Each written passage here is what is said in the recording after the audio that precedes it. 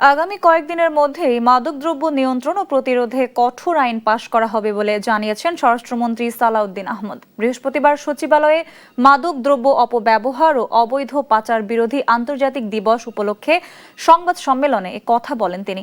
জানান, বিদ্যমান আইনে মাদকদ্রব্য নিয়ন্ত্রণ করা যাচ্ছে না, তাই এসব আইনকে যুগোপযোগী করতে উদ্যোগ নিয়েছে সরকার। মাদক মামলা নিষ্পত্তিতে আলাদা ট্রাইব্যুনাল করার কথাও জানান স্বরাষ্ট্রমন্ত্রী। মাদকদ্রব্য নিয়ন্ত্রণ অধিদপ্তরের কর্মকর্তাদের, ইন্সপেক্টরদের সক্ষমতা বাড়ানো যাচ্ছে না।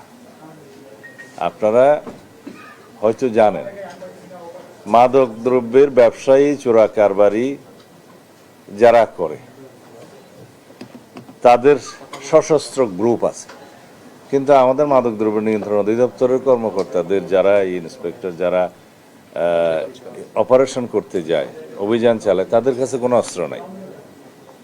এটা অনেকটা ঢাল নাই, তলোয়ার নাই, নিধিরাম সর্দারের মতো।